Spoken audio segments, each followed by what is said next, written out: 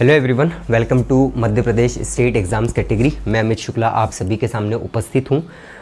मध्य प्रदेश इतिहास की एक सीरीज़ हम लेकर आए हैं जिसमें हमने परमार वंश शुरू करके ख़त्म कर दिया है, चंदेल वंश ख़त्म कर दिया है और कच्छप घात राजवंश पर हम थे, जिसमें कुछ घर में पर्सनल इश्यूज़ के कारण, समस्याओं के कारण क्लास नहीं हो पाई थी।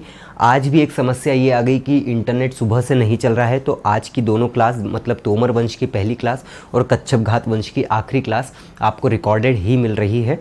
आशा करते हैं कि कल सुबह तक नेट का इशू ख़त्म हो जाए तो फिर हम क्लास को लाइव शुरू कर देंगे। तो कच्छप घात राजवंश हमने लगभग यहाँ तक समाप्त कर लिया था, विक्रम सिंह तक, और कुछ अन्य तथ्य बचे थे तो उसको आज हम ख़त्म करने वाले हैं। और बहुत ही छोटी क्लास रहेगी, मुश्किल से 10 मिनट की क्लास रहने वाली है। इस 10 मिनट की क्लास में हमारा कच्छप घात राजवंश ख़त्म हो जाएगा, क्योंकि केवल और केवल अन्य तथ्य बचे हैं। जैसा कि आपको बताया गया है कि अनअकैडमी पर प्लस क्लास में और स्पेशल क्लास हम कल से सुबह शुरू करने वाले हैं। 8:30 बजे से शुरू हो जाएगी क्लास, कंटिन्यू रहेगी 31 तारीख तक, जिसमें हम दूसरे और भी फैक्ट्स पढ़ने वाले हैं प्रीलिम्स के लिए। तो बहुत ही महत्वपूर्ण सेशंस रहेंगे वो भी। साथ ही साथ प्लस क्लास में हम अभी हाल फिलहाल में यूनिट 9 प्रीलिम्स के लिए और पेपर 3 की यूनिट 8 को कवर कर रहे हैं, जिसमें आपको किसी भी प्रकार की कोई समस्या नहीं होगी। तो सब्सक्रिप्शन के लिए आपको मेरा रेफरल कोड अमित93 लाइव याद रखना है और इसका यूज़ करके सब्सक्रिप्शन ले लेना है, ताकि समय बहुत ही अच्छा खासा आपके पास बचा हुआ है तो उसका फ़ायदा आप बहुत अच्छे से अभी से उठा सके, क्योंकि समय काफ़ी है। तो इसके कारण आपको टारगेट में धीरे धीरे करने से पूरी यूनिट समाप्त हो जाएगी और किसी प्रकार की कोई दिक्कत भी नहीं आएगी। तो चलिए शुरुआत करते हैं महाकाल का नाम लेके। जय महाकाल ना। तो कच्छप घात राजवंश में हमको अन्य तथ्य शुरू करना है। चलिए, तो अन्य तथ्य की अगर मैं बात करूं तो सास बहू के मंदिर के बारे में हम संपूर्ण रूप से सब काम देख चुके हैं और सास बहू के मंदिर का हमने बहुत ही अच्छे से इतिहास भी देखा कि किस प्रकार से सास बहू के मंदिर का निर्माण हुआ, क्यों इसका नाम सास बहू का मंदिर बना, सास बहू का नाम क्यों रखा गया, है ना। तो सास बहू का मंदिर जेजाग भुक्ति की परंपरा से प्रेरित है एवं गुजरात की चालुक्य मंदिर वास्तुकला शैली का अनुकरण करके बनाया गया है। तो सिंपल सी बात है, आपको केवल और केवल इसकी स्थापत्य कला के बारे में पूछा जा सकता है कि सास बहू के मंदिरों का मंदिर की जो स्थापत्य कला है वो किससे प्रेरित है। तो सिंपल सी बात आप याद रखना, जेजाग भुक्ति तो आप समझ ही जाएंगे, कोई दिक्कत नहीं है ना। चालुक्य की जो वास्तु शैली है वो आपको ध्यान रखना है, इन दोनों के प्रेरित होकर ये बनाया गया है ना। बस और कुछ नहीं, थोड़ा सा इंपॉर्टेंट है तो इसको छोड़ना भी नहीं है। आगे की बात करते हैं। पद्मनाभ मंदिर अभिलेख के रचयिता कौन है? तो ये कौन है? मणिकंठ है, याद रखना है, ये भी इंपॉर्टेंट है ना। पद्मनाभ मंदिर के रचयिता कौन है? मणिकंठ, बहुत इंपॉर्टेंट है। पद्मनाभ मंदिर, है ना। मणि, आपने देखा होगा कि मणि कहाँ पर रहती है? नाभि में रहती है। तो पद्मनाभ मंदिर अभिलेख के रचयिता मणिकंठ। इस प्रकार से आप कोरिलेशन बना लेना। सास बहू के मंदिर में वैष्णव धर्म एवं आज क्या पता क्या हो रहा है, ठीक से बोल ही नहीं रहा है। ककनमठ मंदिर में शैव धर्म की झलक देखने को मिलती है। तो इंपॉर्टेंट है ये भी, है ना, बहुत इंपॉर्टेंट है। सास बहू के मंदिर में वैष्णव, है ना। कैसे याद रखोगे? सास और बहू जब एक साथ बैठते हैं तो गांधी जी का प्रिय भजन गाते हैं, है ना, वैष्णव जन वाला। और ककनमठ मंदिर में किसकी है? शैव धर्म की झलक देखने को मिलती है, क्योंकि शिव से संबंधित है। तो ये आपके लिए आसानी से पॉइंट याद हो जाएगा। आगे की बात करते हैं। ककनमठ मंदिर ग्वालियर क्षेत्र का सबसे ऊंचा मंदिर है। जैसा कि मैंने आपको बोला है, एक बार ककनमठ मंदिर के बारे में आप ज़रूर देखिएगा यूट्यूब पर, और उसकी स्थापत्य कला देखना वो किस प्रकार का बना है, वो आपको समझ में आएगा अच्छे से कि क्यों ये सबसे ऊंचा मंदिर है ग्वालियर क्षेत्र का।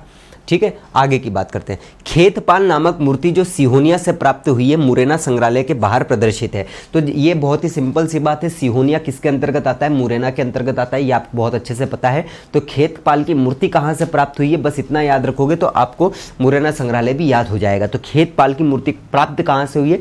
सिहोनिया से। और सिहोनिया कहाँ पर है? मुरैना। तो मुरैना संग्रहालय के बाहर प्रदर्शित है ये, है ना। ठीक है, एक बार इन तथ्यों को रिवाइज करते हैं अपन बहुत अच्छे से, क्योंकि खत्म ही होने वाला है। सास बहू का मंदिर किन स्थापत्य कला से प्रेरित है? चालुक्य की वास्तुशैला से और जेजाग भुक्ति की परंपरा से संबंधित है। अभी आप देख रहे होंगे मेरी जुबान जो है बहुत लड़खड़ा रही है आज। क्यों? आप सभी को रीज़न पता है ना, जो भी बच्चे मुझसे जुड़े हुए हैं, बट ठीक। तो पद्मनाभ मंदिर अभिलेख के रचयिता कौन है? मणिकंठ है। आपको जैसा मैंने बताया कि मणि नाभि में रहती है, इस प्रकार से आप याद रख सकते हैं। सास बहू का मंदिर जो है वो किससे प्रेरित है? वैष्णव धर्म, और ककनमठ जो है शैव धर्म से। फिर उसके बाद ककनमठ मंदिर ग्वालियर क्षेत्र का सबसे ऊंचा मंदिर है, और खेतपाल नामक मूर्ति कहाँ से प्राप्त हुई है? सिहोनिया से। तो ये मुरैना संग्रहालय के बाहर प्रदर्शित है। चलिए आगे की बात करते हैं। पढ़ावली का शिव मंदिर कहाँ पर है? मुरैना में स्थित है। बहुत इंपॉर्टेंट है ना, बहुत ही ज़्यादा इंपॉर्टेंट है। पढ़ावली का शिव मंदिर कहाँ पर है? मुरैना में है। ठीक है, तो जो भी व्यक्ति पढ़ता है, पढ़ता लिखता रहता है, उसको रेना, बारिश और इन सबसे कोई फर्क नहीं पड़ता है, चाहे कुछ भी हो जाए, है ना। तो इस प्रकार से आप याद रख सकते हो, पढ़ावली का शिव मंदिर मुरैना में स्थित है। ढोला मारू की लोक कथा के अनुसार इस वंश का अंतिम राजा तेजस कर्ण था। किस वंश का? कच्छप घात वंश का। तो यहाँ पर कच्छप घात लिखना मैं भूल गया हूँ। तो ये बहुत ही अच्छा पॉइंट है, क्योंकि एक ऐसा प्रश्न पूछा जा चुका है कि राई नृत्य किस कथा के अंतर्गत बताया गया है ना, ये किसी एग्जाम में आया हुआ है। तो वो अभी हम जब यूनिट 1 के बाकी देखेंगे तो आपको दिखाऊंगा मैं, है ना। तो ढोला मारू लोक कथा के अनुसार कच्छप घात वंश के अंतिम शासक कौन थे?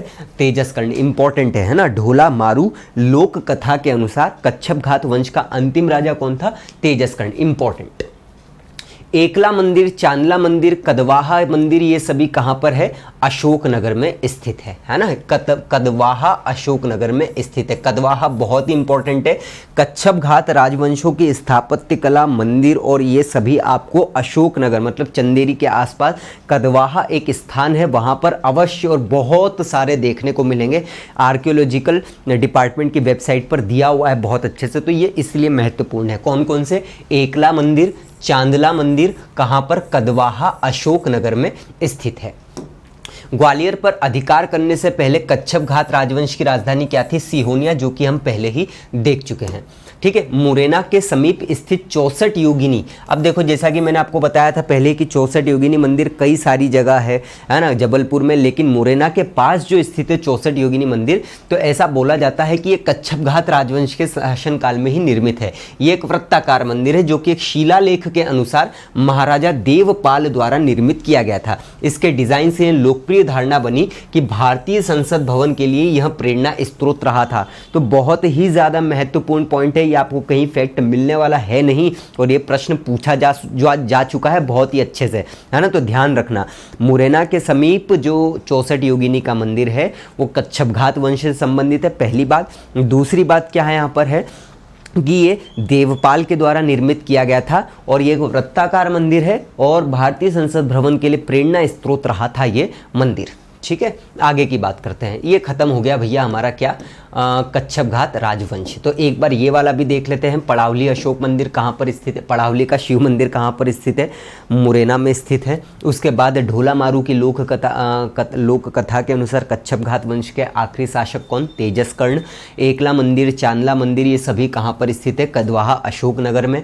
ग्वालियर पर अधिकार करने से पहले कच्छप घात की क्या राजधानी थी? सिहोनिया थी। फिर उसके बाद मुरैना के समीप जो 64 योगिनी मंदिर है, ये 64 योगिनी मंदिर देवपाल के समय बनाया गया माना जाता है, जो कि कच्छप घात वंश से संबंधित है और भारतीय संसद भवन के लिए प्रेरणा स्रोत रहा है, ऐसा माना जाता है। तो ये हमारा कच्छप घात वंश भी खत्म हो गया। तो हाल फिलहाल में हमने क्या क्या समाप्त कर लिया है? हमने चंदेल समाप्त कर लिया है, हमने परमार समाप्त कर लिया है, हमने कच्छप घात राजवंश समाप्त कर लिया है, और अब हम चलने वाले हैं तोमर राजवंश पर, है ना। और तोमर राजवंश आप मान के चलो 1 घंटे की ही क्लास रहेगी, एक सेशन में ही आई थिंक लगभग पूरा समाप्त हो जाएगा। उसके बाद हम चलने वाले हैं त्रिपुरी के कलचुरी और महेशमती के कलचुरी। अभी तक देखो अपन क्या कर रहे थे, परमार, चंदेल, कच्छप घात, मतलब इस तरीके से अपन चले ना, परमार, चंदेल, कच्छप घात, तोमर, ये तो लाइन से सीधे हम आगे बढ़ रहे हैं। लेकिन कलचुरी, त्रिपुरी, अब अभी हाल फिलहाल में हम जो भी पढ़ेंगे ना,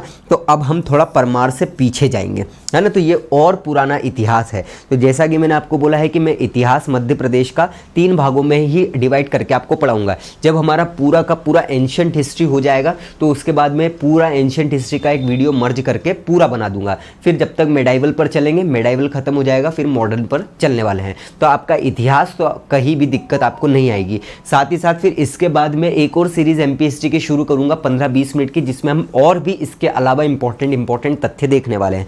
फिर 1000 एमसीक्यूज की सीरीज भी शुरू करूंगा मैं, जिसमें आपका टेस्ट का काम भी हो जाए, बहुत सारे काम हो जाए, है ना। तो इस प्रकार से हमारा एमपी हिस्ट्री तो आपको अगर 5 नंबर आते तो 5 नंबर आ जाएंगे, 6 है तो 6 नंबर, और बहुत ही इंपॉर्टेंट रूप से अपना ये काम हो जाएगा, ठीक है। तो सीरीज़ हमारी कच्छप घात राजवंश हमारा ख़त्म होता है यहाँ पर। अगली क्लास जो है तोमर वंश की रहेगी, और आई थिंक वो हो जाएगा ख़त्म हमारा 1 घंटे की क्लास में। सब्सक्रिप्शन के लिए रेफरल कोड आप ध्यान रखिएगा, अमित 93 लाइव या amit@9301।